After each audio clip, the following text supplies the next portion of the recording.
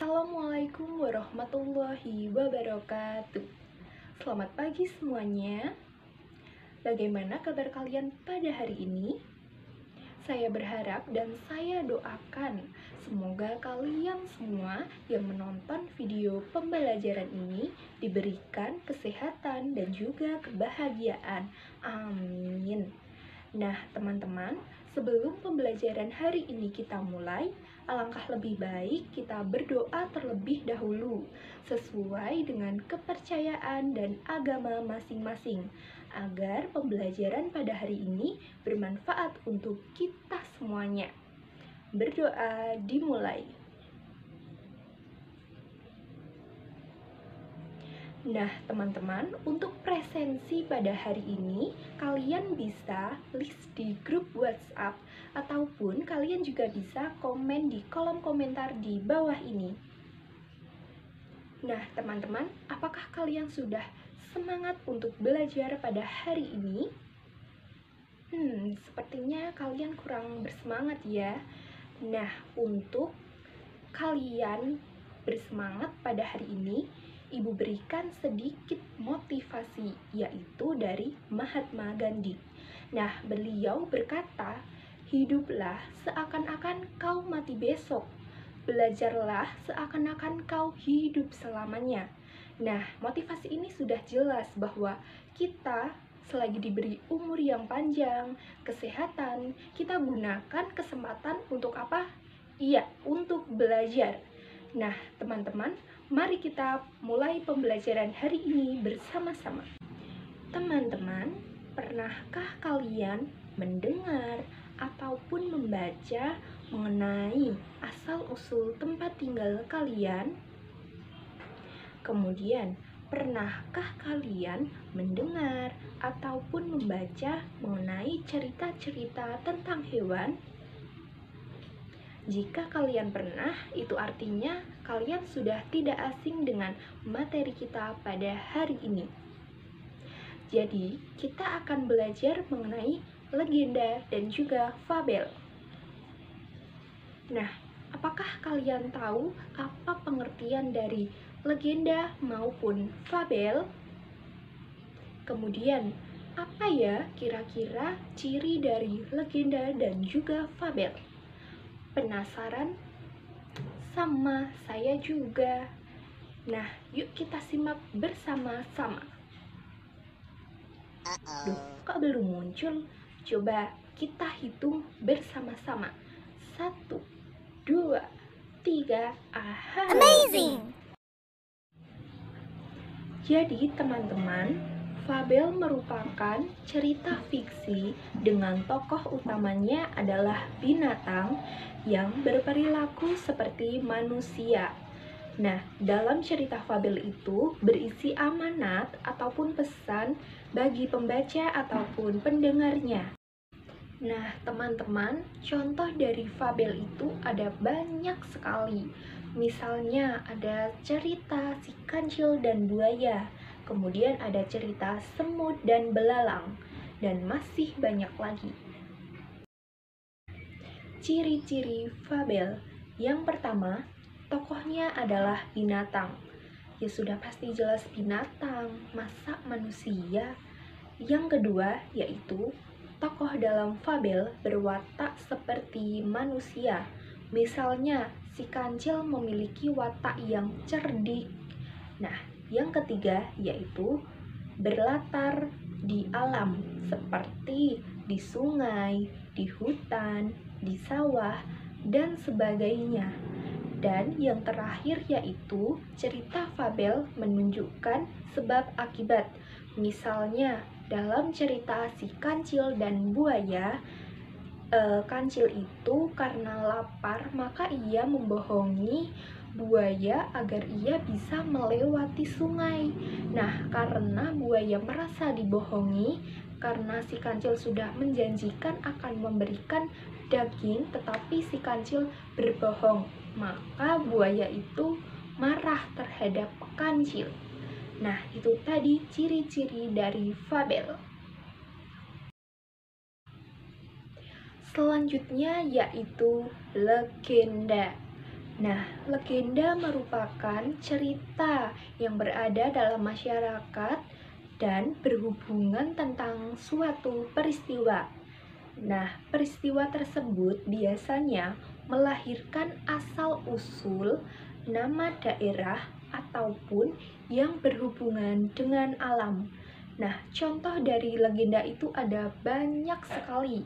Misalnya, legenda Sangkuriang, legenda asal-usul nama kota Surabaya, legenda Roro Jonggrang, dan lain-lain. Selanjutnya yaitu ciri-ciri legenda. Yang pertama yaitu terdapat unsur keajaiban dalam cerita.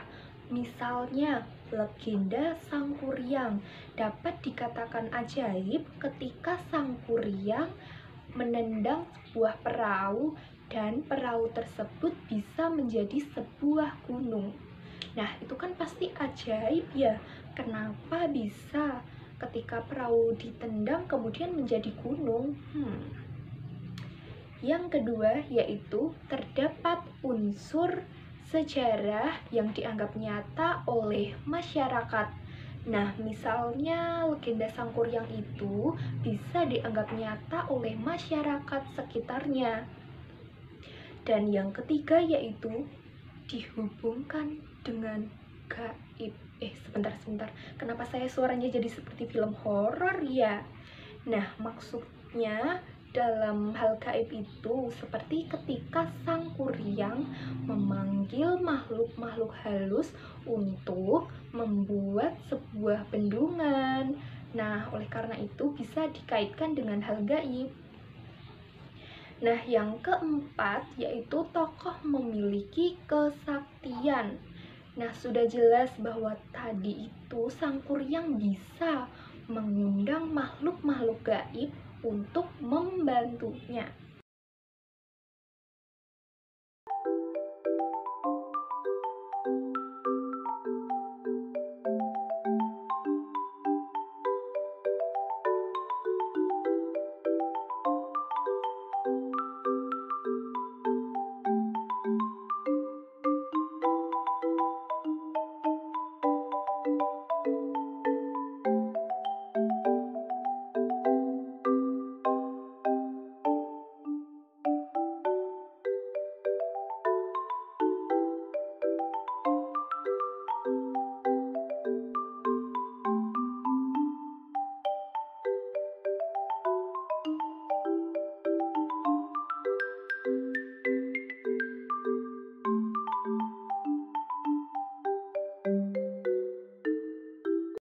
Nah, materi yang terakhir yaitu unsur-unsur dalam fabel dan legenda.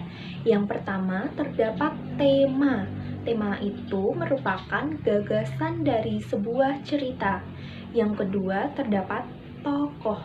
Tokoh itu pelaku dalam cerita. Yang ketiga yaitu penokohan. Penokohan biasanya berisi tentang karakter-karakter setiap pelaku. Yang keempat, terdapat latar. Nah, latar itu terbagi menjadi 3. Ada latar suasana, latar tempat, dan latar waktu. Kemudian selanjutnya yaitu ada amanat. Amanat merupakan pesan yang ingin disampaikan oleh pengarang bagi pembaca dan juga pendengarnya. Kemudian yang terakhir itu ada alur. Alur merupakan rangkaian sebuah cerita. Nah, itu tadi unsur-unsur dari cerita fabel maupun legenda. Teman-teman, itu tadi materi kita pada hari ini, yaitu fabel dan legenda. Fabel berkaitan dengan tokoh utamanya adalah apa? Binatang. Kemudian, legenda yaitu cerita yang ada dalam masyarakat yang berhubungan dengan apa? Iya, betul sekali, yang berhubungan dengan asal-usul sebuah daerah. Kemudian kita juga sudah membahas tentang ciri-ciri dari fabel dan legenda. Selanjutnya kita juga sudah membahas tentang apa yang terakhir? Ya, unsur-unsur dalam fabel dan legenda. Nah, agar kalian lebih paham tentang materi kita pada hari ini, saya beri tugas agar kalian untuk mencari fabel ataupun legenda. Selanjutnya, kalian bisa menceritakan kembali menggunakan bahasa kalian sendiri. Oke? Nah, mungkin sampai di sini saja video pembelajaran hari ini. Terima kasih kalian sudah menonton video ini sampai habis. Jangan lupa belajar ya. Nah, hiraukan orang-orang yang ingin menjatuhkan semangatmu dan buktikan bahwa kamu lebih layak dari yang mereka bayangkan. Terima kasih. Wassalamualaikum warahmatullahi wabarakatuh. Sampai jumpa.